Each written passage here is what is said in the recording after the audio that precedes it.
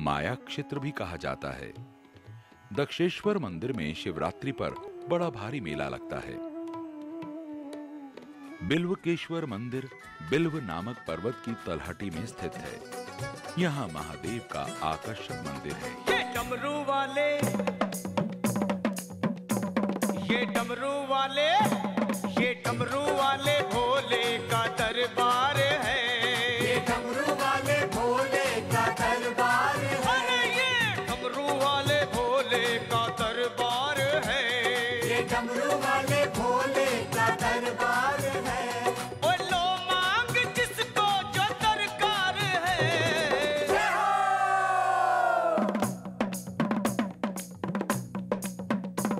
ये डमरू वाले भोले का दरबार है।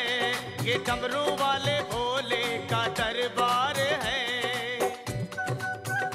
यहीं पर गौरी कुंड है, जहां पार्वती जी ने तपस्या की थी। चंडी मंदिर की सीढ़ियों के द्वार के पास ही काली मंदिर है।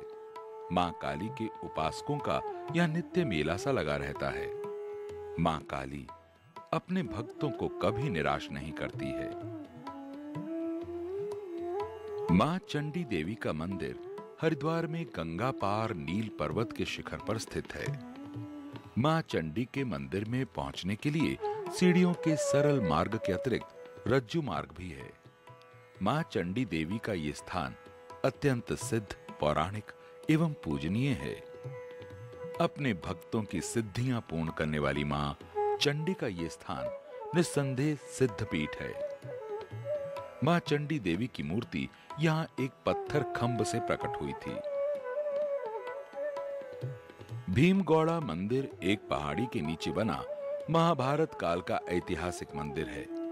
ऐसी मान्यता है कि भीमसेन ने यहां तपस्या की थी। भीम के गोड्डा अर्थात पैर के घुटने टेकने से यह कुंड बन गया था। यहाँ के स्नान का विशेष महत्व है। माता लाल देवी जी के नाम पर निर्मित ये लाल माता मंदिर अति आकर्षक मंदिर है। इस मंदिर में माता वैष्णो देवी के मंदिर की भांति की गुफा दर्शनीय है। इस मंदिर में भक्तों का तांता लगा रहता है।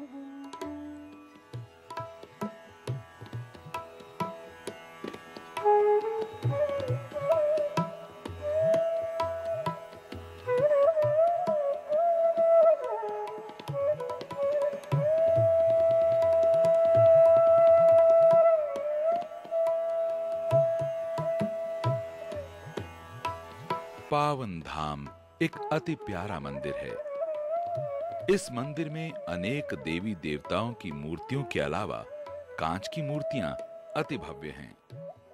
भारत माता मंदिर 7 मंजिलों वाला मंदिर है। ये मंदिर आधुनिक शिल्पकला का सुंदर उदाहरण है। ये मंदिर इस क्षेत्र का मुख्य आकर्षण का केंद्र है। सप्तऋषि आश्रम 7 ऋषियों की तपस्थली है। ये पावन स्थान यात्रियों को महान पुण्य प्रदान करता है।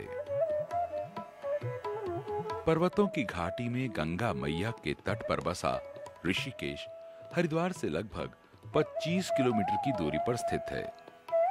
इसके चारों ओर की पर्वत श्रृंखला, विशाल और घने वन इस स्थान को रमणीय तथा आकर्षक बनाए हुए हैं। मुनि की रेती अति रमणीय वन है।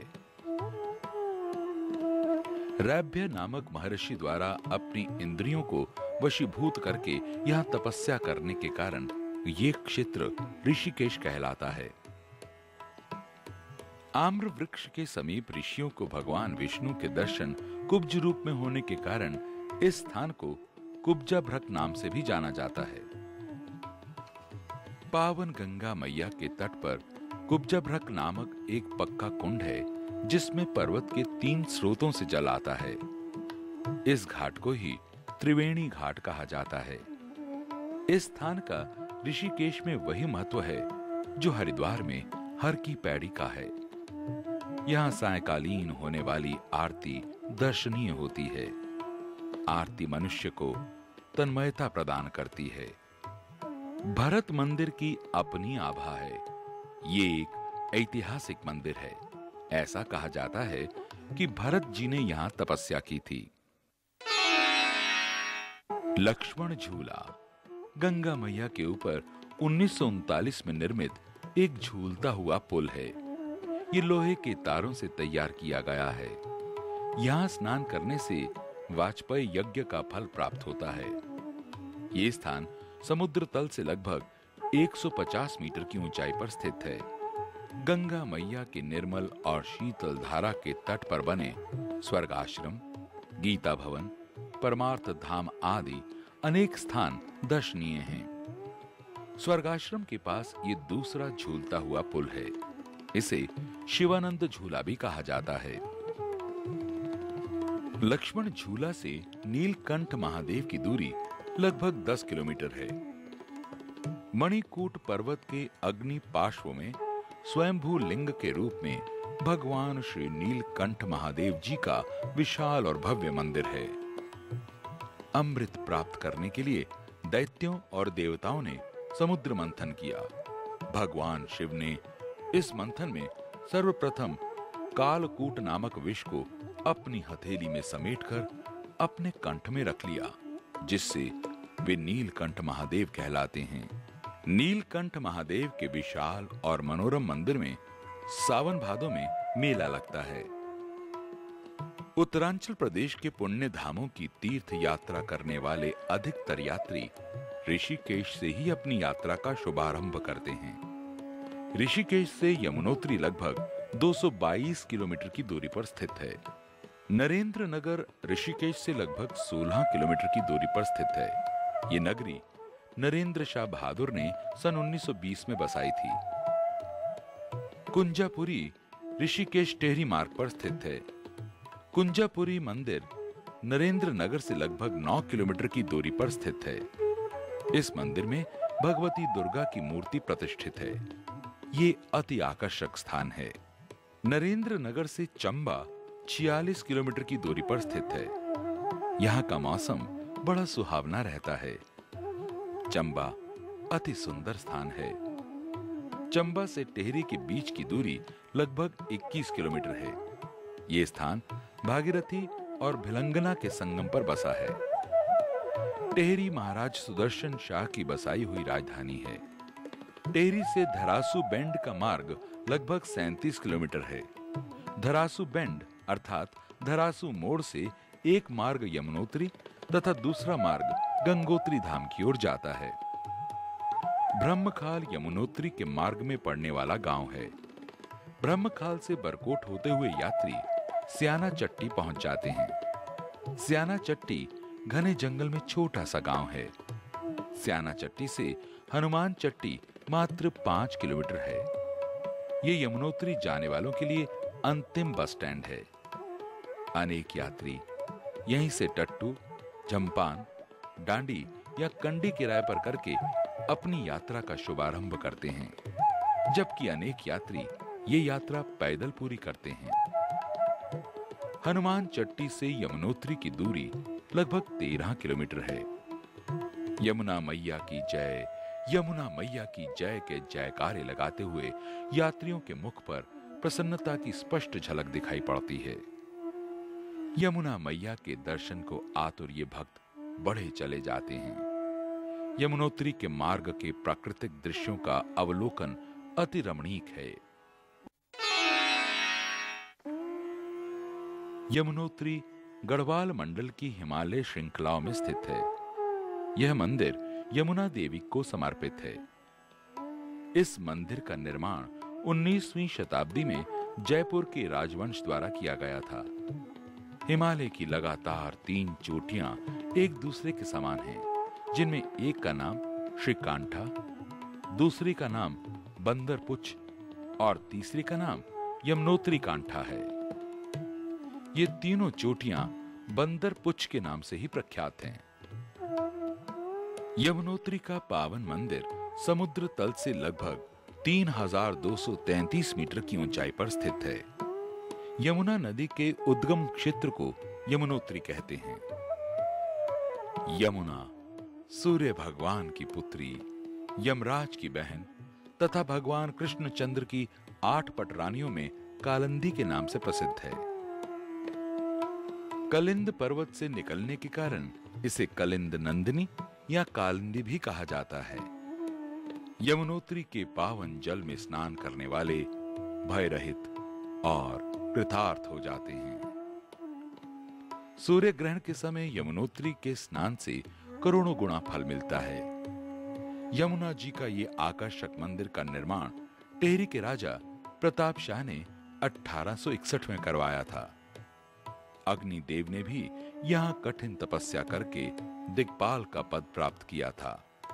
तीर्थ यात्रियों के लिए यमुनोत्री मंदिर के कपाट अक्षय तृतीया के दिन खोल दिए जाते हैं और दीपावली के दिन बंद हो जाते हैं। अक्षय तृतीया या वैशाख शुक्ल तृतीया या आखा तीज का दिन त्रेता युग के आरंभ की तिथि है।